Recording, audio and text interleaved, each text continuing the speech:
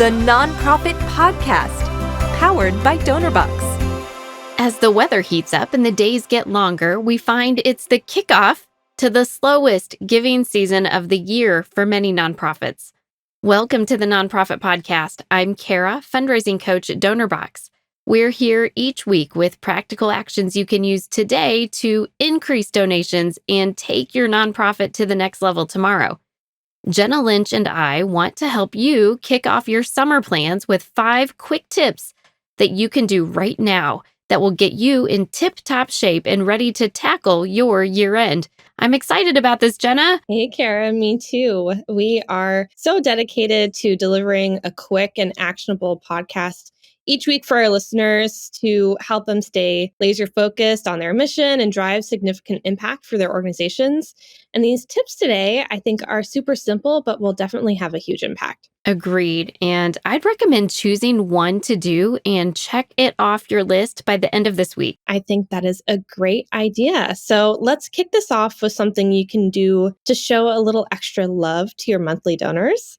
So tip number 1 is this: update your monthly donors with special communication. So take a moment to reach out to those donors personally if you can. And if that's not possible, do not worry. You can still make an impact with a special email or even good old snail mail. So share with them the amazing impact that their support has made so far this year. Let them know just how much their generosity means to your organization.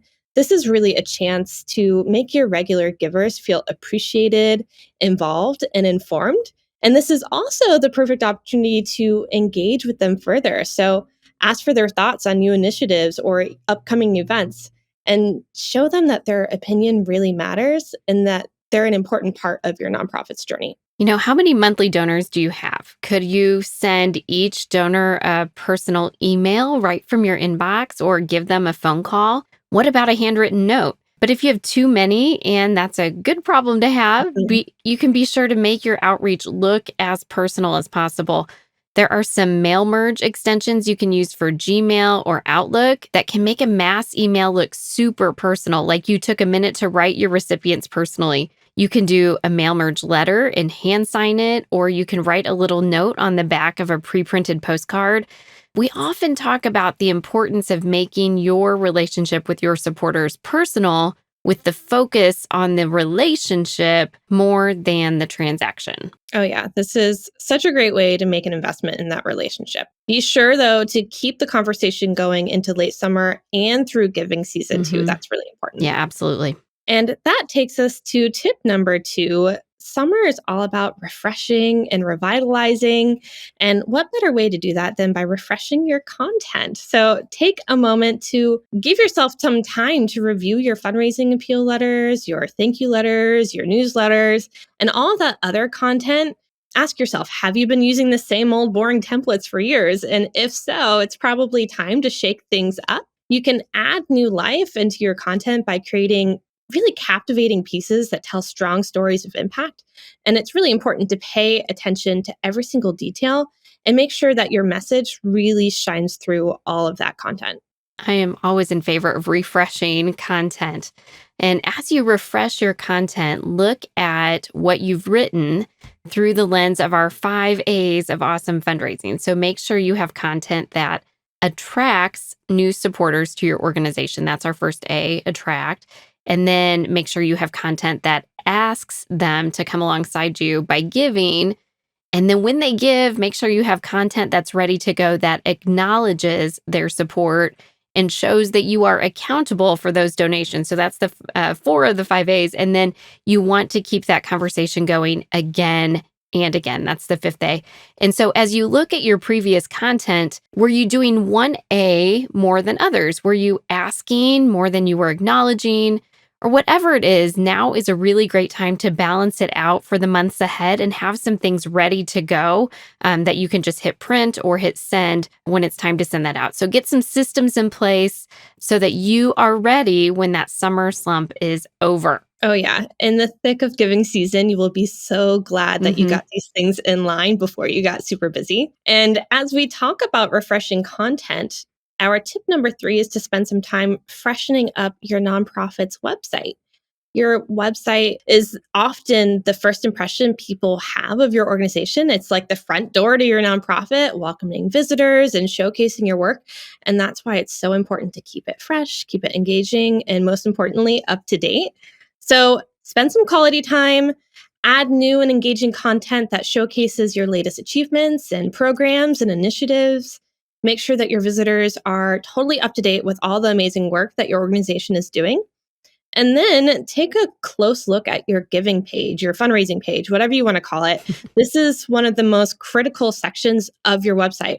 Make sure that it's not only functioning flawlessly, but also visually appealing, and pay special attention to its mobile responsiveness. You want to make sure that the donation process is smooth and enjoyable for your supporters, regardless of whatever type of device that they're using.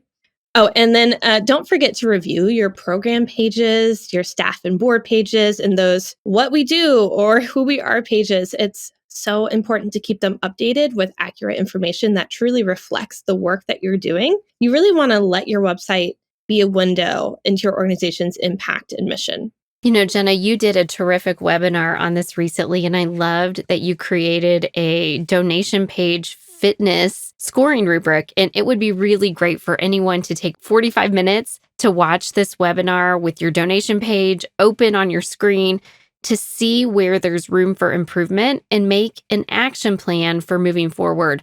What were some of your best tips from that webinar? Thanks, Kara. Well, we have some good visuals on that webinar to help explain these a little better, but I'd say these were the best tips. So first, make sure your donate button is prominently placed on your website's top right navigation menu in a bold, bright color. It should really stand out like a beacon on your website. It's all about making it super effortless for visitors to find and support your cause. And then your donation page should have a clear, concise, and compelling why. So that bold why statement on your donation page is so important. It lets potential donors know why their contribution matters and the impact that it can make. And last but not least, review and refresh your automated thank yous and receipts. Update the copy and ensure that they look great when someone makes a gift. And then be sure to test it out by making a small donation yourself and see what shows up in your inbox. So you just want to have those prompt and personal receipts and acknowledgments. And we'll link that webinar in the show notes. It's always a really good idea to have others on your team, like your staff or your volunteers, weigh in and provide feedback too. So make sure that they make a sample donation and are seeing that donation receipt in their inbox. They might see something that you have just overlooked. And speaking of your team, our fourth tip is check in with your team. They are the engine that keeps your organization going all year long. So ask, are they aligned in their roles and their responsibilities and their skill sets? Is there something different maybe they want to try, or they have a strength that they can lean into? Are they contributing to the organizational goals? And are they taking the PTO, the paid time off that's available to them? Are you taking the vacation time you need to? And are any of you lacking the necessary skill set or support needed to reach those organizational and personal and professional goals? So a healthy team makes for a healthy organization for sure. So do something special for each other this summer, or provide a little extra breathing room to be creative or learn something new. That's always something great during the summer slump. That is such a good tip, focusing on what's essential right now and then giving yourself permission to do something out of the ordinary, like showing your supporters or your team some extra love can be fun, but can also really help beat that burnout too. So that's a really great segue to our last point. Tip number 5 for the summer months. Summer's slower pace provides a great opportunity to invest in your professional development. So these two things go hand in hand. Consider taking a course or attending a training session that aligns with your goals. You can expand your knowledge and gain valuable insights to bring back to your fundraising strategies. Another idea is to pick up a book related to leadership or fundraising or any area that you want to grow. And I find that reading can really stimulate your creativity and critical thinking skills, giving you this really fresh perspective on your work. And it's also kind of a nice mental break in a lot of ways too, especially if you can bring it outside and enjoy that in the nice summer weather. Yeah. And engaging with online communities, participating in webinars or conferences, whether they're online or in person, and exploring podcasts or educational videos are also really excellent ways to learn and connect with other nonprofit professionals. So by dedicating time to recharge your career and learn something new, you bring this renewed energy and all these innovative ideas to your nonprofit's year-end fundraising efforts. So embrace these summer months as an opportunity to invest in yourself and really make a greater impact in your nonprofit organization. And speaking of professional development, mark your calendars for June 14th at 3 p.m. Eastern. Kara and I are hosting a Donorbox Academy webinar where we will discuss donor retention and how to use the giving season slowdown to boost your year-end results. And you can register for that webinar in the show notes. There is a link there waiting for you. We certainly hope to see you there. You know, your time is important, and we certainly don't ever take for granted that you took time to listen today. So thank you for choosing to spend time with the Nonprofit Podcast. I hope you've left with the confidence to take a small step today that will make a big difference tomorrow. Be sure to click the download button on your podcast player, then leave the Nonprofit Podcast a review, or give it a thumbs up if you're listening to the Nonprofit Podcast on YouTube. Your review is really a great way to help others find us. You're here to help others, and we're here to help you. So until next time, stay inspired.